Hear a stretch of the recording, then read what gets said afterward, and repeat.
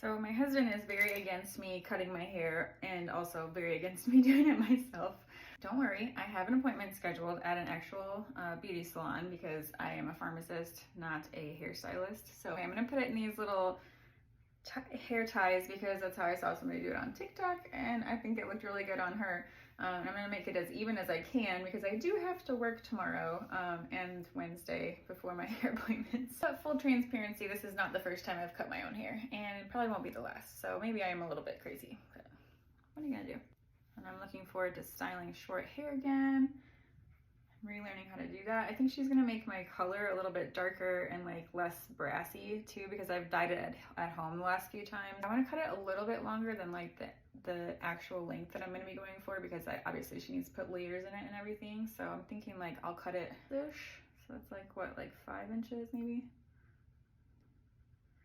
4 or 5 inches. And then, oh, I'm nervous.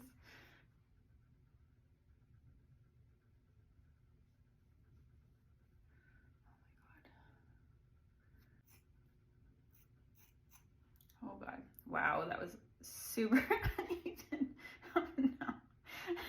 Okay, well, we need to fix that a little bit, obviously. Okay. You know, sometimes in life you just need like a fresh start, and that's what I need. She's gonna fix it, okay? She's gonna fix it in a couple days. Nobody panic. I'm not panicking. Okay, we got it. We got it. Oh my God. Okay. Wait.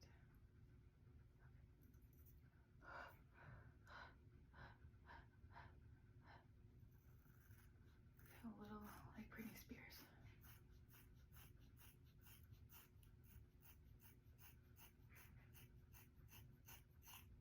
Oh, this one's on.